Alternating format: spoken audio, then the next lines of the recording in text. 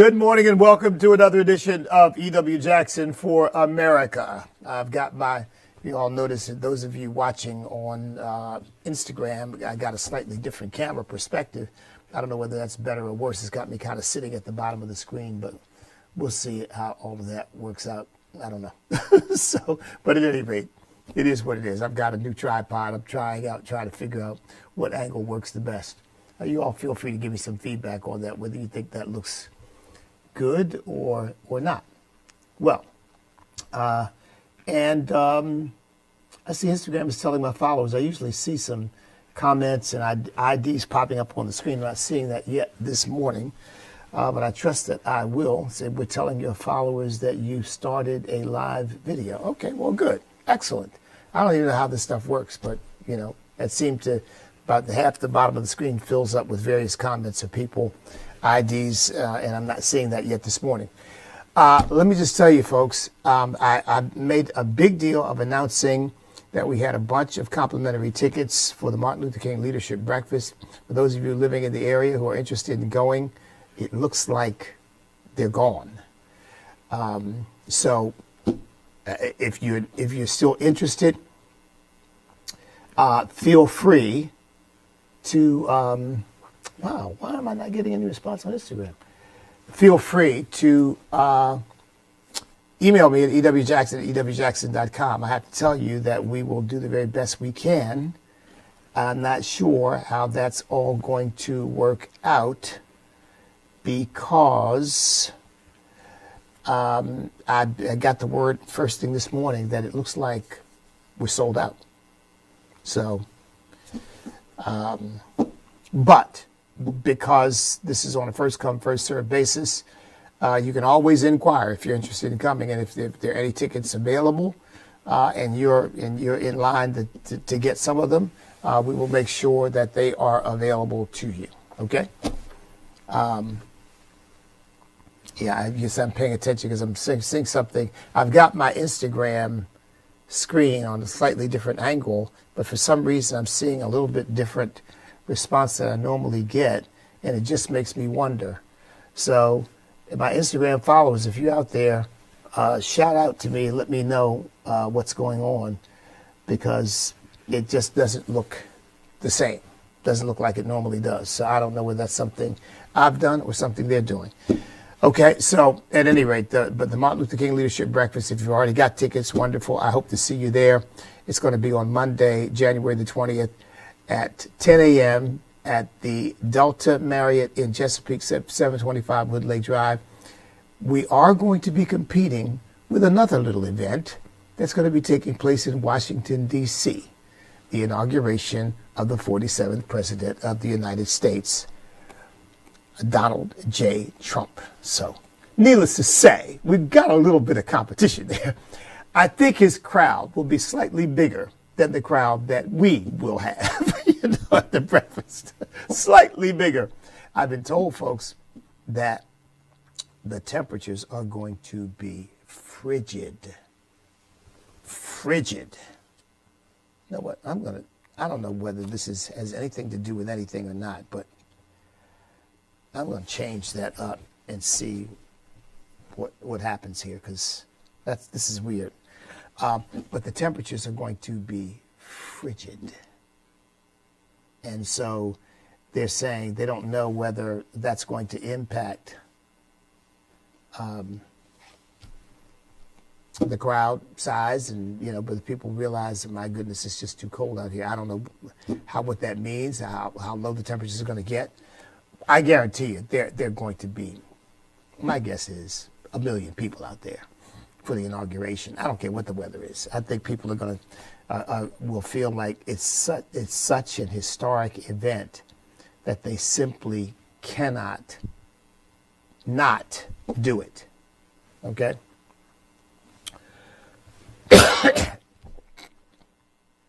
Folks, I'm going to discard my video, and I'm going to start this all over again and see what happens.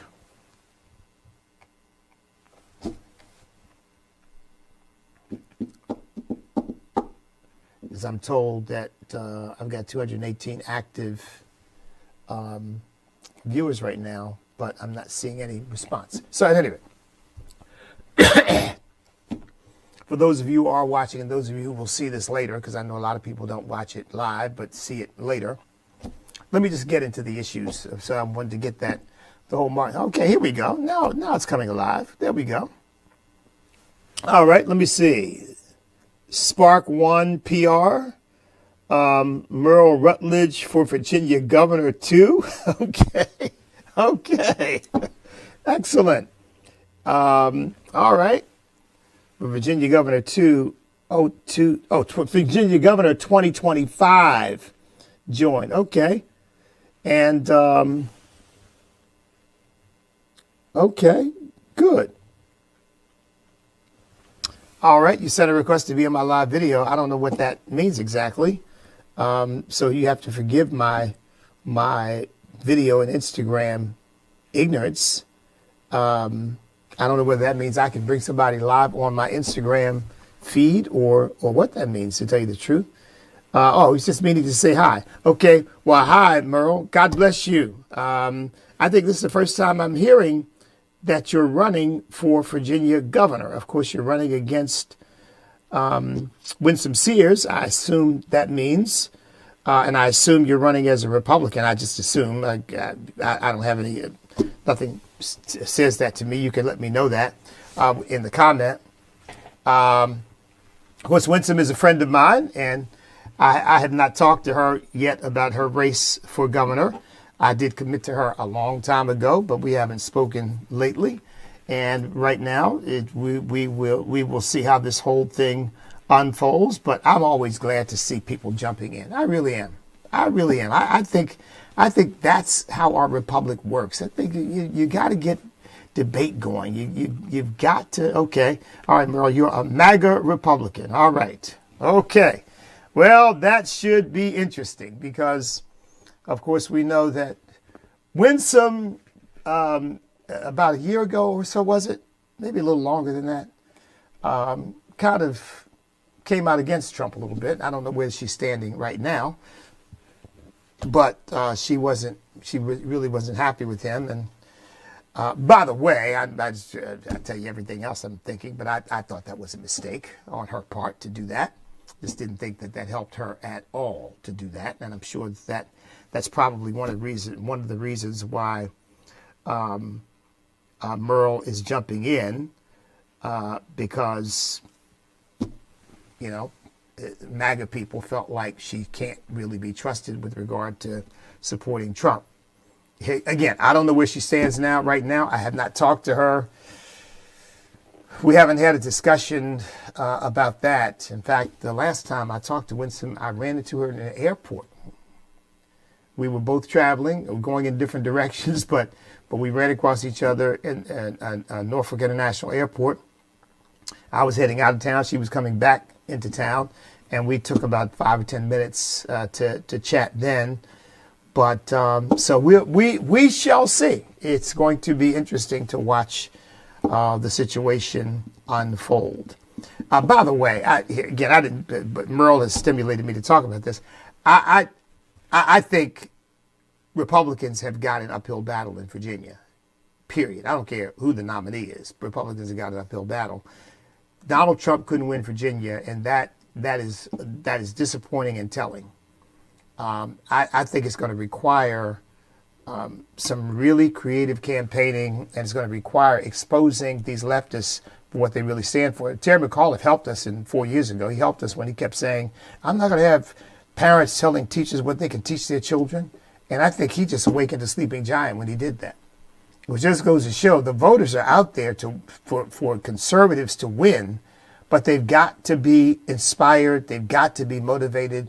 They've got to be compelled to want to get up and go out and feel like it's going to make a difference for them to get actively involved in the campaign and to vote.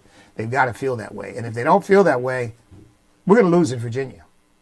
I'm telling you, we're going to lose in Virginia. Of course, I wanted to be doing everything I can in my power to make sure that we do get conservative leadership in Virginia. And I think that I know those of you not watching, not from Virginia, probably think, well, how's this relevant to me? I think it's relevant because, again, Virginia is the state of George Washington and Thomas Jefferson and Patrick Henry and James Madison and George Mason and James Monroe. We should not be turning Virginia over to a bunch of leftists. We cannot have Virginia become Maryland. So if Virginia, for the whole country's sake, really needs to come back to its fundamental values.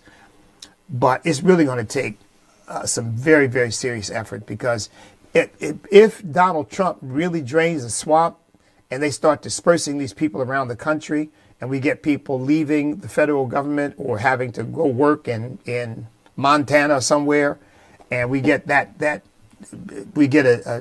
diminution in the numbers of these federal bureaucrats who are residing in Virginia and bringing all their carpetbagger attitudes into our state, we have a chance of redeeming Virginia, of bringing Virginia back from the brink. But I tell you, it's going to take yeoman's effort to make that happen. It really is. I was about to say that Jason Miyares, I think, has a good chance of being reelected. He's done a good job as Attorney General. I think it's going to be very difficult to unseat him. And I think it was very wise of him to decide not to run against Winsome for governor, or not to run for governor at all, I guess against you either, Merrill, but to decide to run instead to run for re-election as Attorney General. I think that was a very smart move on his part. And I think he's got a very good shot at maintaining that seat. Governor and lieutenant governor, I think, are going to be they're going to be tougher. They're going to be tougher. And I don't think Jason Miyares has got a cakewalk. I don't think he could take anything for granted. But I think as an incumbent, he's certainly got, I think, a better shot than any Republican running for governor or lieutenant governor. So, okay. All right. Well, so you got some time from me, Merrill, and I'm sure we'll be talking at some point. And Merrill is commenting, of course, he's steeped in Virginia politics. He's running for governor. He's commenting on the various things that are happening that he wants to see happen in Virginia. Right, Merrill. We don't want Virginia to become California either. I said Maryland. Lord have mercy. Oh, my goodness. California is like the third circle of hell right now. I mean, it just goes to show that terrible Democrat leadership can take a beautiful state and turn it into a basket case. There is no limit to their ability to turn success into disaster. And I've said before, that's what they want for America. You look at those 62 acres of, I keep saying acres, forgive me, folks, 62 square miles burned to the ground. Take a look at that. That's what they want for America. Say, well, I'm not saying they're going to set America on fire and burn it, but their policies, their ideas, their attitudes, their obsessions with climate change and sexual perversion and the power of government to solve all of your problems. That's where it leads, folks. It leads to disaster. Every single time. But they don't get it. They don't get it. They're steeped in Marxism and leftism and collectivism, and they somehow think that if you just leave them alone, they will create utopia. How's that working out for them? How is that working out for them? Not too well, I'd say. Okay, let's get to back to Pete Hegseth's hearings yesterday. I have to tell you, folks, I don't know Pete personally. I have met him and talked to him. I think I shared with you all yesterday. He and I met a couple times. Once at a Concerned Veterans for America event. This was years ago. He probably wouldn't even remember it, here in Richmond. And the second time we met was at the Salt and Light Conference. He and I were both on the rostrum to speak, and we had a chance to talk a little bit about Fox News too. I won't say exactly what he said, but yeah, I think we had a fairly frank discussion about Fox. Obviously, he works for them, so you know he was guarded. You know what I mean? He didn't. I can't say that he said he denounced Fox or anything like that, but it was clear talking to him and talking to Judge Jeanine. It was clear. Conservatives, got to watch it. Got to watch it. So, because we were basically talking about how I used to be on Fox 2 and 3 times a week, and then suddenly, boom, no more. And I think it's because I got blacklisted as being anti-gay. I think that's the bottom line. And so once you get that label, that's it. That's it, because the SPCG mafia, they are going to try to punish anybody who does not bow to that agenda. Period. SPCG, that's the sexual perversion child grooming movement. They're going to bow. They're going to try to destroy, blacklist, hurt anybody who won't bow to their agenda. Now that's just who they are. That's the way they are. I told you all the only credible threat, and I've gotten various threats, but the only credible threat I've ever received, credible enough that the FBI had to investigate it, was from a so-called gay activist. That was the only credible threat, where the person called my office and spoke in such a way that the FBI took it seriously. Because they simply can't abide people who won't bow to their agenda.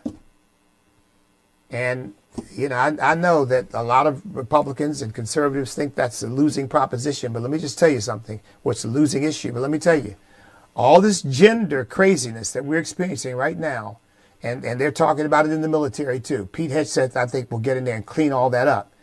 All that stuff began by bowing first to the so-called, quote-unquote, I don't use the word, but to use their word, quote-unquote, gay agenda. That's how it started. Because they said, once you remove the absolute standards of a Judeo-Christian culture handed down to us by Almighty God, once you remove that, what are the standards then? Well, the standards are based upon whoever's got enough power and enough influence to set new ones. And what standards they set are completely arbitrary, based on their own desires, their own lusts, their own interests, their own inclinations, predispositions, whatever. So we shouldn't be surprised that, well, then we got to get married. Whoa, what married? How many states was it? I forget the exact number. But the majority of states passed constitutional amendments to say, no, marriage is a union between one man and one woman, which meant the majority of the country believed that. They overwrote that, wiped that out. The Supreme Court wiped that out in the stroke of a pen. They don't care what the people think. And none of that was done in hatred. It was done in the fundamental belief that that was the standard and the definition of marriage, and we as a society should not change it. And they came in and trampled on it. Trampled on it and then kicked the dust in your face to say, now take that. So that opened the floodgates. So then you've got, now you've got, we got 132 genders. What is this, Heinz ketchup? 57 flavors? No, we don't. We got 2. Oh, and by the way, your children should never be taught. These people actually believe that putting gender on your child's birth certificate is oppressive, because it's only a guess. Because gender is fluid, and you don't really know what your child is until they grow up and begin to experience life and start to feel like, whether they feel like a boy or feel like a... So for all you conservatives out there who agree with me on that, and there's a consensus on that, you better start backpedaling, backing up, reverse engineering this thing, and realizing you got here because you compromised there. And once you said sexual orientation is a valid thing, and yeah, different people have different, no problem. Yeah, once you did that, that's like taking a great big old sledgehammer to the dam and saying, I'm just going to create this little hole. Just to we're going to let this water through because this is okay. And once you do that, the whole thing comes crashing down. What was it? Ezekiel, God said, I look for man to stand in the gap.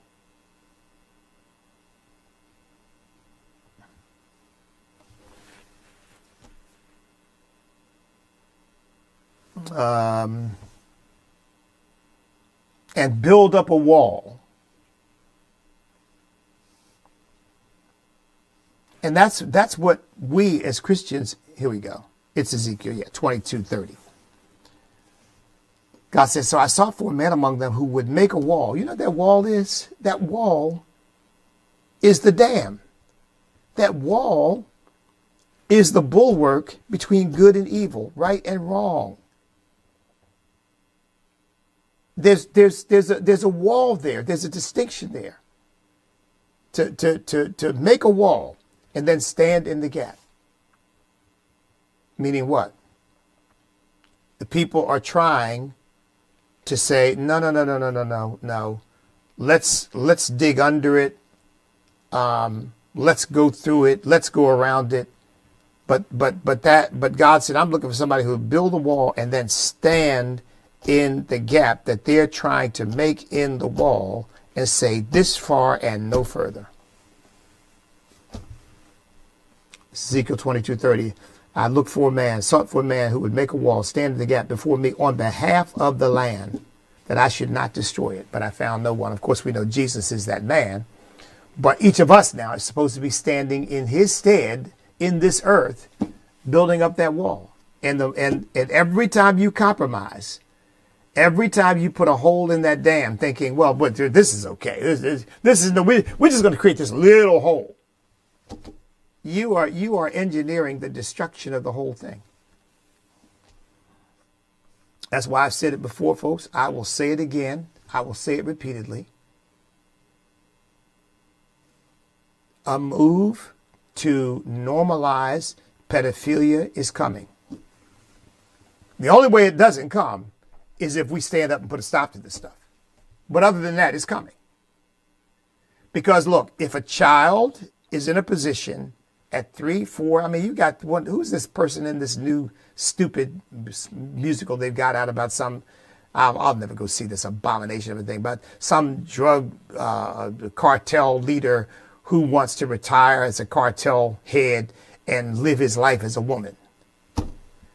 But anyway, one of the guys playing in that, he said, I knew when I was 4 years old that I was really a girl. I think he's a guy, but I think that's the way it goes. Because, you know, you get confused about, is this a guy who thinks he's a girl or a girl who thinks she's a guy? But anyway, I think he was a guy who thought I knew when I was 4 years old that I was really a girl. Yeah, right. Yeah, 4 years old. You know, at 4 years old, you don't even know how to, please, 4 years old. You know, these people are just, so look, if a 4-year-old can make the decision, I'm in the wrong gender, and we need to take steps to correct this. The 4-year-old's got the wisdom, the insight, the maturity, the ability to make that kind of decision. How could you deny that 4-year-old the right to make a decision about sex? Well, of course, you can deny that 4-year-old the right to make a decision about pretty much anything, and should. But these crazies are trying to tell us something different. That's where we're headed. I mean, look, in Greek culture, ancient Greek culture, it was normal for particularly well-to-do men to have a young boy lover. It was normal. It was accepted. So it's not as if there's no precedent for this kind of behavior. And that's where the left wants to take us, because they rejected God's standards. Now, that's just the way it is, folks, and we better start to deal with it. I didn't, excuse me, I didn't intend to get into all this, but that's why we're going to be rolling out after I get through this MLK breakfast, which is Monday. We're going to start rolling out our proposed constitutional amendments. And folks, I do have a proposed constitutional amendment to make marriage a union between one man and one woman. as a federal constitutional matter. In fact, I will tell you, I said it then, nobody listened. I said we should not do this on the state level. We should do this on the federal level. The state level can be undone. We need a federal constitutional amendment that defines marriage as a union between one man and one woman. And I had conservative leaders who said they didn't want to go that way. But if we'd gone that way, we wouldn't be where we are right now. Because we would be protected from people like Jack Phillips out in Colorado being sued umpteen times because every time some homosexual wants to make an example of somebody, they run over to Jack's place and say, hey, we want you to bake a transgender, homosexual, pedophilia cake. And when he says no, they say, we're going to sue you. I mean, they've had the man in court 3 times. Because they keep adding, he wins and then they come up with a new issue. We wouldn't even be there. Because if we had held the line there wouldn't have been anywhere else to go.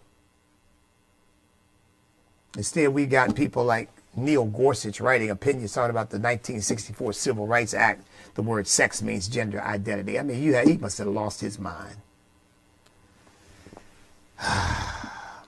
Okay, how did I get off on all that? And anyway, Pete Hegseth, really where I intended to go, I'm down only 15 minutes, where I intended to go was to say, I was moved by Pete Hegseth's testimony and the way he handled himself. I was moved, folks. I really was. I just thought it was masterful. I mean, he showed calm, he showed courage, he showed eloquence. He showed a mastery of the issues. And I mean, he showed he is an advocate for warriors. That it came across that this man feels this in the depth of his being. He is an advocate for our warriors. He probably remembers it. I told you all when Barack Obama got elected, one of the first things he did was to try to court-martial 3 Navy SEALs because they had busted the lip of a terrorist that they'd arrested and brought in. And we were out at Norfolk Naval Base protesting because the court-martial was held right here in our area. We were out there protesting in behalf of these Navy SEALs, saying, "Have you lost your minds?" That's what they're charged to do. And I have no doubt that this man resisted and they had to basically subdue him. And so he got a busted lip. Oh, woe is me. And they basically wanted to ruin their careers over it. Of course, that was Barack Obama. Well, speaking of that, Joe Biden is leaving and he's like throwing dynamite into the White House, metaphorically speaking, of course, throwing dynamite into the White House every way he can to try to blow things up and make it impossible for Trump to implement the agenda that the American people voted for. So one of the last things he's doing is he has now taken Cuba off of the terror watch list. Cuba is no longer listed as a terror exporting country. And you know what the reason is he gave? Well, they've gone 6 months without exporting terror. They were put on the terror nations exporting terror list in the 1980s. And you know the only times they've been taken off? Barack Obama took them off, Trump put them back on, and now Biden's taking them off again. Now, I asked the question, why is he doing that? Now, is there anybody who would say, oh, he's obviously doing that for America. It's in the best interest of America that Cuba, that has strong relations with Hamas, with Hezbollah, with Iran, and I don't know whether they have a strong relationship with North Korea, but they're certainly fellow communists. They're working with some of the cartel people in South America, I believe Colombia. And for 6 months, they can't identify any effort to export terror. So now we're taking them off the terror list. Again, it just brings me back to a regular thesis. These people couldn't give a whit about you and me and about this country and about our people. Because look, You know it's not in our best interest to take Cuba off that list. You know that. We come on. Anybody with common sense knows that. They are a communist totalitarian country. And by the way, the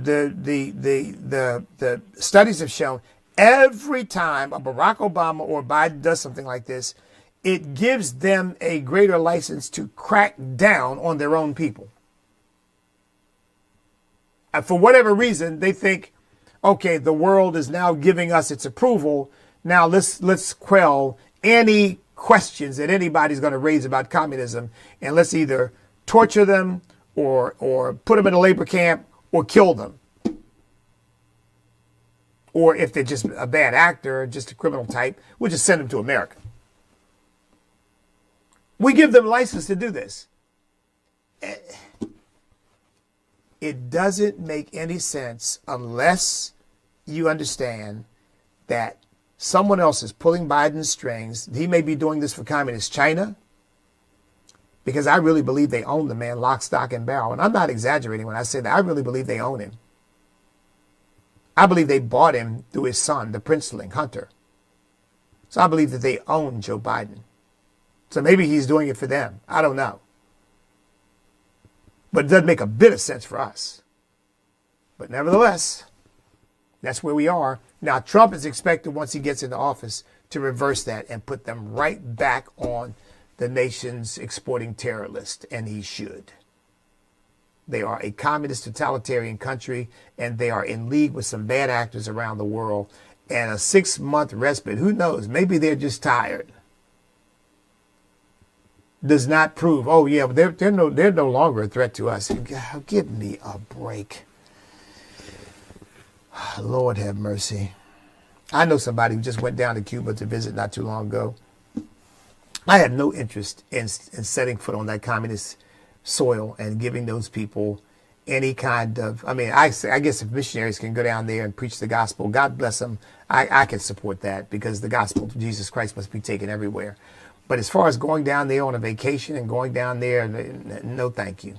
No thank you. Because I'm not interested in giving those people any kind of imprimatur, sanction, approval, nod, nothing. As far as I'm concerned, I will be gleeful when that communist dictatorship falls completely and totally, and Cuba becomes a free republic like us, ideally, but a nation of individual liberty, not communist totalitarian control over everything and everybody, which is what they've got right now.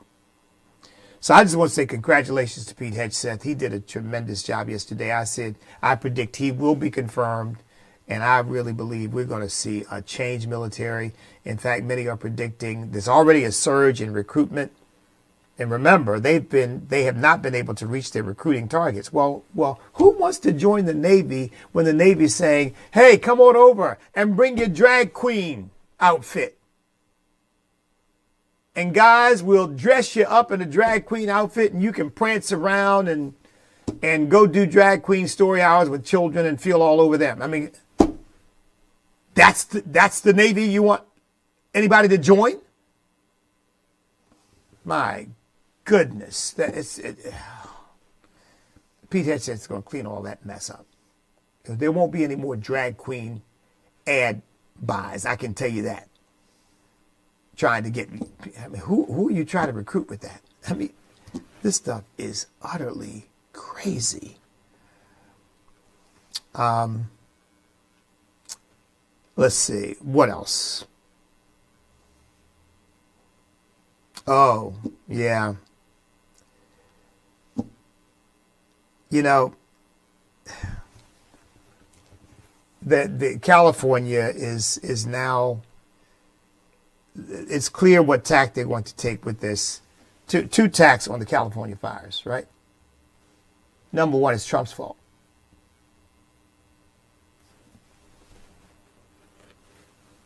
Now, can anybody with common sense explain to me how in the world the California fires are Trump's fault when Trump has been speaking out for years saying California needs to do a better job in managing its fire control system, go back to the things that work, go back to deforestation, go back to allowing animals to graze, do what they were charged to do 10 years ago, which is fill those reservoirs up with water and make that water available in times of fire so that you don't get empty fire hydrants and all this kind of craziness.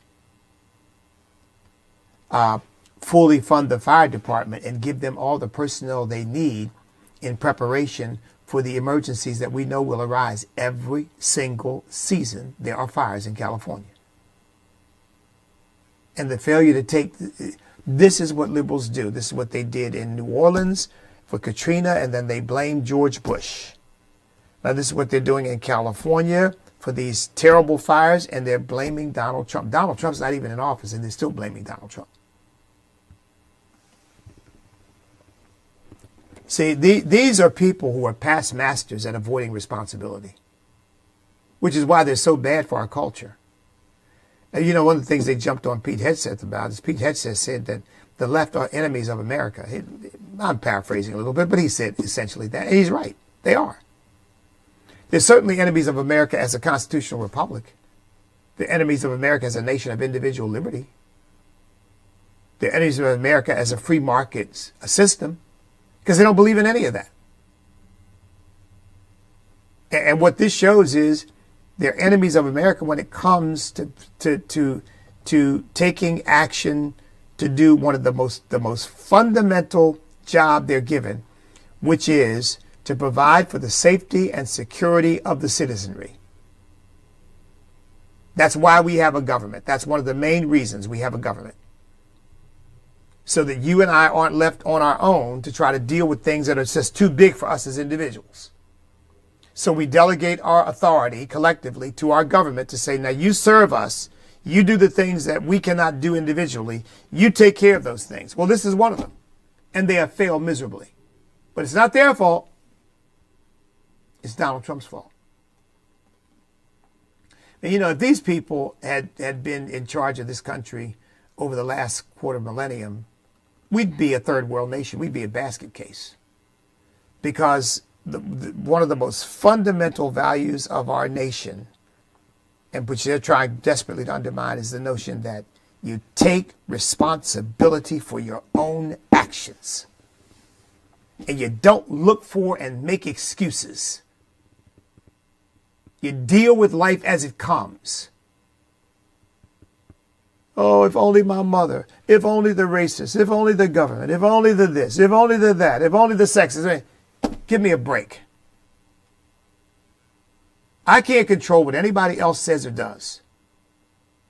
But I can control me by the grace of God.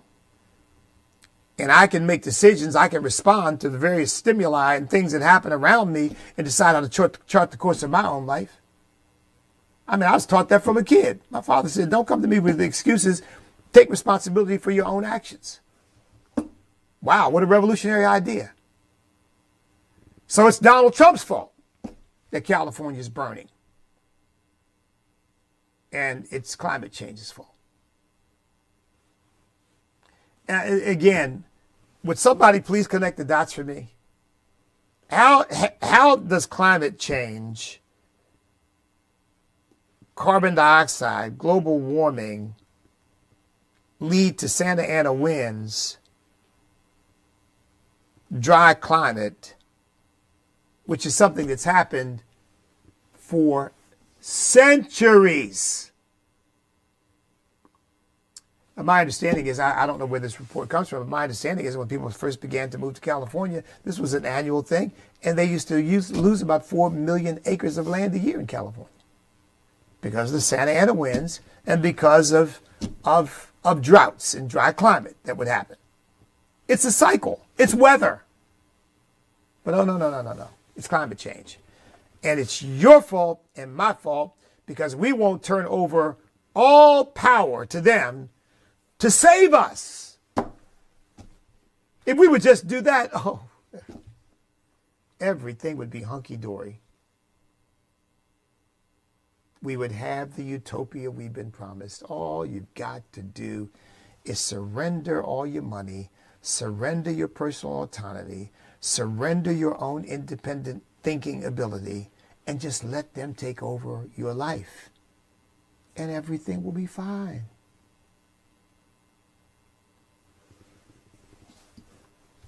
Hey, these people, they really are dangerous. And you know, Trump was talking about the media when he said they're enemies of the people. But these leftists really are enemies of the people. They really are. And they show it, it seems to me, every time they're given an opportunity. They show it. Again, it's not, look, just like the mayor of New Orleans and the incompetent way that they prepared for New Year's Eve. It is not that they want to get themselves into trouble with people by doing things that are obviously incompetent. It is that people are not their priority. That's not what they care about. So therefore, remember, they had 48 of these barriers sitting somewhere in a warehouse that could have blocked that car from going down the sidewalk. They had 48 of them, and the chief of police didn't even know they had them. 48 of them. 700-pound barriers. Movables, could have been placed strategically all over the place. And the chief of police didn't even know they had them, and they were not deployed. Now, why is that? Because that's not where their heads are. Their heads are in money, power, the ability to control people and control things. And in other words, it's all about their self-aggrandizement. That's why Angela Bass flies off to Ghana after declaring emergency in LA, because her heart is not, well, wait a minute, what's going to happen to my people? What's going to happen? No, you know what, I'm not going anywhere. I'm staying right here until we figure out how this thing is going to go. Oh, no. I've declared an emergency. Keep me posted. Gone.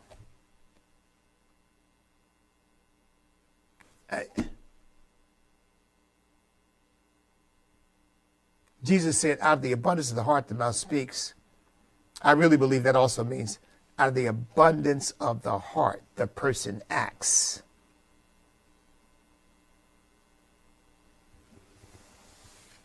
And those words and actions tell you what's inside. You and I can't look into the heart the way God can. But the words and actions of people tell you what's in their hearts. And it was obvious what's in Pete Hegseth's heart yesterday. He is an advocate for the warriors that stand between us and the evil of the world that would seek to engulf us. He is an advocate for those warriors. And it was crystal clear. You think the President's Secretary of Defense is? Have you ever gotten that feeling with him? When the first thing he comes in and stands down the military so we can talk about racism and talk about extremism in the military, and we're gonna stand down. I don't forget how long he stood down. I don't know whether it was a day or a week or whatever it was. We got trouble all over the world, and he's standing people down so that they can be lectured on how they need to be aware of all of the racism and the sexism and the transphobia and Islamophobia and whatever weird stuff they get concoct in the twisted and wicked recesses of their own hearts and minds. That's what they want to spend the time doing. And I've talked to guys in the military who say, I spent hours in this training to teach me how to talk to a person who's a guy becoming a woman or a woman becoming a guy. This is very important to the effectiveness of the military. And communist China and Iran and Russia and North Korea and all of our enemies around the world are laughing at us. Okay, that's going to do it for today. God bless each and every one of you. And look, we're going to keep fighting for what we know is right, and we're going to win. We just won a big election. We're going to win the culture too. I want to see these leftist, weirdo ideas cast on the dung heap of human history, never to rise and trouble us again, because people look at those ideas and say, well, of course that was wrong, and we're never going back to that. I want us to look at all this leftist gender garbage and all of this baby killing garbage and all of this globalist garbage. I want us to look at that. Now hear me well. Now I want us to look at that the same way we now look at slavery. Is there a single American anywhere who would say, you know what, slavery was really a good thing. Let's bring it back. Only this time we'll enslave and then pick a group. No, of course not. And if you said that in polite company, people look at you, well, clearly you're joking, but I don't even like the joke. That's the way I want us to think about these crazy ideas that leftists have tried to poison our culture with. I want us to one day look back on that and say, you know, yeah, people actually bought into that because these leftists put that stuff out there through the colleges, through the universities, through the schools, through the entertainment, and people bought into it. But no more. People have rejected that stuff. We don't even hear about that anymore.